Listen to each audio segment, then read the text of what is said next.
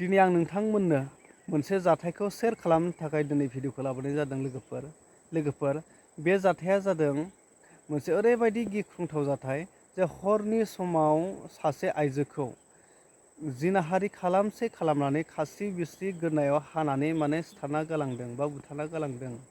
ओरैबायदि माने दुखुनांथावना। बे बिमाहा 2 गथ' दङ आरो बे बिमानि जाय बुथारनानै गालांजानाय बिनि हौवाया अरुणाचल बर्डार बा भटाराव थायो होननानै मिथिदों।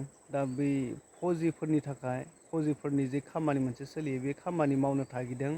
गावनि न'खर सुंथानो थाखायथ' गोबां गोजानाव थांनानैब्लाबो खामानिखौ मावहैखानांगोन नालाय, ओंखायनो दा भटाराव खामानि मावनो थाहैदों। गुबुनाव थाहैयो खामानि मावनो थाखाय अरुणाचलाव, आरो न'आव गथ' 2खौ लानानै गाव हारसिं थायो। दा गथ'फ्राबो बैखालि मानो गावनि न'खरनि जानाय गामियाव माने थाहैदोंमोन। दा गाव हारसिं बै जे जिउ फोजोबनानै गालांजानाय बे आइजोआ हारसिं दंमोन। बे हारसिं थानाय समावनो हरनि समाव जिनाहारि खालामनानै ओरैबायदि माने गिथावना सिखाजों गोदनाखौ माने हानानै गालांदों। ओरैबायदि माने दुखुनांथावना। मा जाबावगोन लोगोफोर नायलाय, ओरैबायदि दुखुनांथावना। बे सासे आइजोआथ' हारसिं खालामदोंब्लाबोथ' बोरै खालामनो हागौमोन बियो? मा दायनि थाखाय गावखौ खालामना लानो हागोन सासे बिमायालाय? माने 2 गाहाम गथ' दङ, बेथ' आरो बेफोरबायदि हारसिं समाव हौवायाबो बाहेरायावनो थाखायो।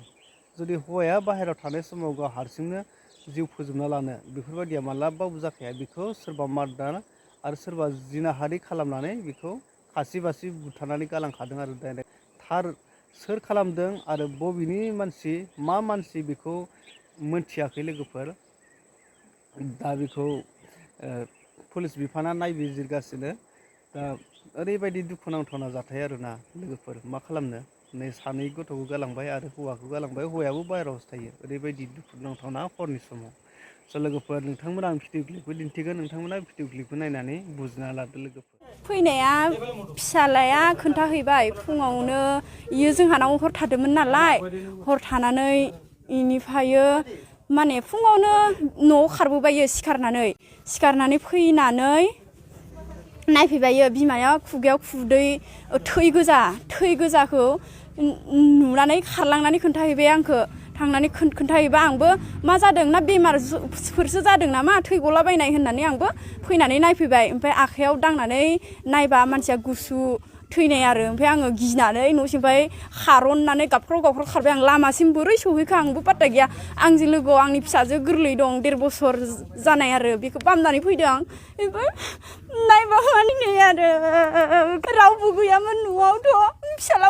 फिसाजो दंमोन, फिसाजो सासेयाबो लोगोनि न'आव दंहैयोमोन। बेनिफ्रायो बिनि बिमादै जायो फिसाला, दा थैनायनि माने हौवानि फंबायनि हिनजाव आरो आङो।